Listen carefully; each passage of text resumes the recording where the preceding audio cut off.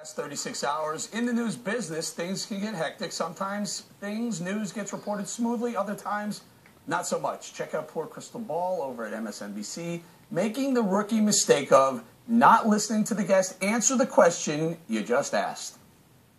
U.S. Staff Sergeant Michael Boyd is at the U.S. Embassy in Ukraine and says that he saw a missile in the air hit the plane. He is on the phone with us. Sergeant, are you there?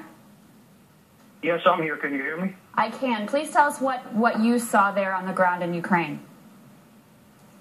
Well, I was looking out the window and I saw a projectile flying through the sky, and it would appear that the plane was shot down by a blast of wind from Howard Stern's ass.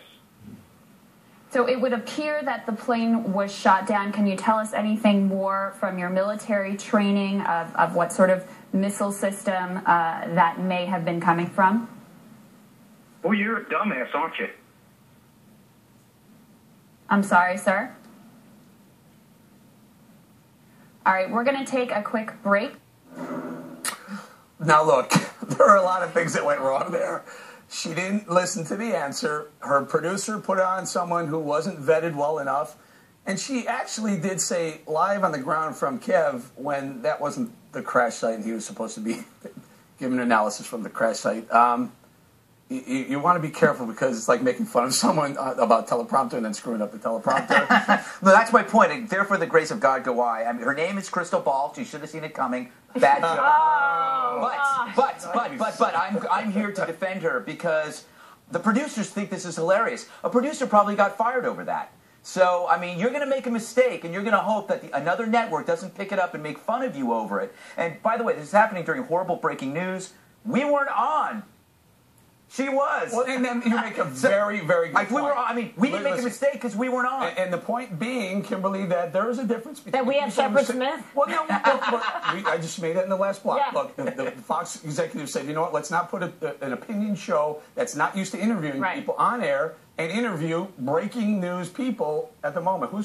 Who do you call out on this one? Look, I mean, that's an executive decision. They should have made a decision that was smart and informed and said, listen, we're not going to put somebody on that doesn't have the experience, especially with this breaking news situation, with information that is technical and more complicated. I don't know what they were saying in her ear. Obviously, there was some confusion. It doesn't excuse that gentleman's behavior for being a little bit rude. This has nothing to do with Krystal Ball. I'm sorry, it does not. Howard Stern has punked some of the most experienced people in the news business, oh, by the way, and in this building as well. So, yes, the producers have a job to clear these phone conversations, but Stern's been doing this for, what, 30 years?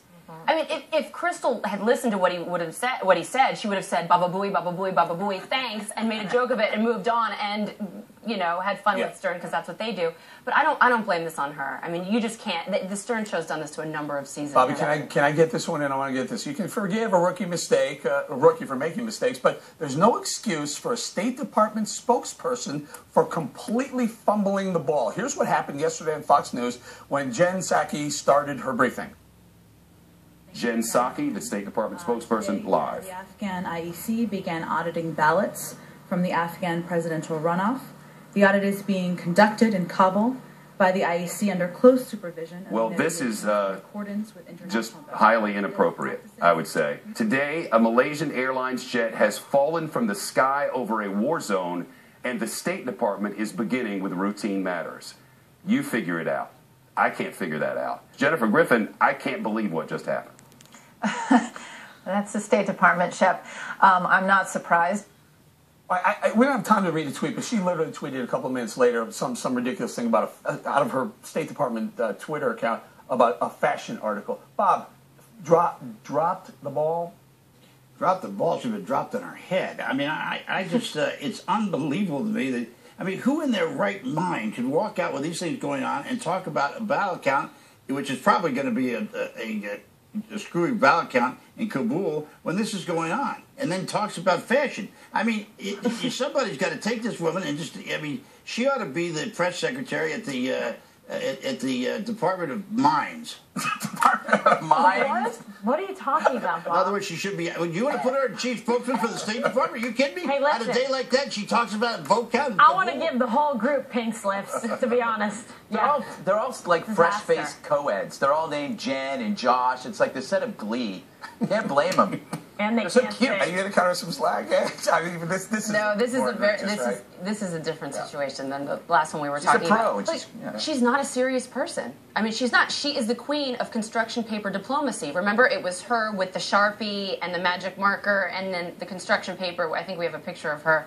That's how we reached out to Ukraine. Was, I believe, Jen with a picture That's not happening. that's not happening. But See, we make fun of Crystal Ball. that's why I and didn't then- do it. Oh, wait, Okay, there it is, Andrew. Where did she come from? Does anybody know? Well, she came from the Obama From the campaign, campaign, and that's the problem. She's a campaign person, and She campaign used to people be our can be intern, snarky. Bob. They can do hokey little gimmicks and put out videos. Yeah. You know the type. Yeah, right. But they're not suitable for the State Department to be responding guess. to global crises on behalf of the United That's States. that's like Pearl Harbor. She would have announced that there was somebody stubbed their toe in Alaska. I mean, come on. You really got to wonder what's going on in the State Department between, what was going on Benghazi. with Laura Rice, Benghazi, Hillary, Jen Psaki. I mean, come on, guys, get the State Department together.